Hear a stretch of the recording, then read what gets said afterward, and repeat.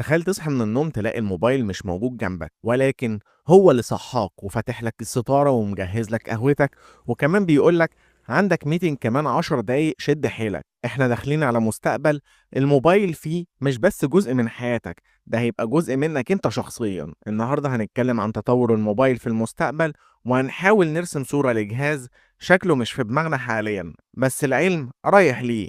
جاهز؟ يلا نبدأ الرحلة. بس في الأول خلينا نتكلم عن بداية الموبايل من الطوبة للذكاء. الموبايل بدأ كجهاز مكالمات بس، حاجة كده تشبه الطوبة، وسعره كان أغلى من الذهب. البطارية بتاعته كانت بتقعد حوالي ساعة، وصوته مش أنقى حاجة. الناس كانت بتتباهى بيه لمجرد إنهم معاهم موبايل، لكن مع الوقت بقينا نكتب رسايل، نلعب سنيك، نفتح كاميرا، ومين كان يصدق؟ ومع تطور التكنولوجيا ظهر الأندرويد والآيفون، ومن هنا الموبايل دخل في كل حاجة في حياتنا: تصوير، نت، سوشيال ميديا،